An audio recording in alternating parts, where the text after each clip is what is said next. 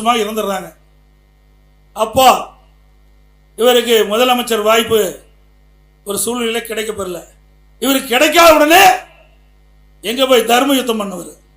தர்ம யுத்தம் பண்ணாரா இல்லைங்களா? இவருக்கு பதவி கிடைக்கலனா எந்த எல்லைக்கு கோட்டுக்கு வேணாலும் போவார். பிறகு ஒரு வழியா என்ன முதலமைச்சரா நம்முடைய சட்டப்பேரவைக்குள் தேர்ந்தெடுத்தாங்க. மேதக ஆளுநர் உத்தரவுப்படி சட்டமன்றத்தில் பெரும்பான்மை நிரூபிக்க வேண்டும் என்று அந்த ஆணையின்படி சட்டப்பேரவை தலைவர் சட்டமன்றத்தை கூட்டி பெரும்பான்மை நிரூபிக்கின்ற பொழுது எதிர்த்து ஓட்டு போட்டவர். நல்லா புரிஞ்சுங்க.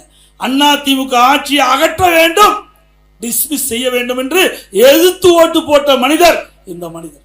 அம்மாவுடைய அரசை கொண்டு வந்தவர்கள். அண்ணா திமுக ஆட்சி நடந்து கொண்டிருந்தது. அந்த ஆட்சியை வீழ்த்துவதற்கு திமுகவுக்கு துணை நின்றவர் இந்த மண்ணிலே பிறந்தவர். எண்ணி பாருங்க.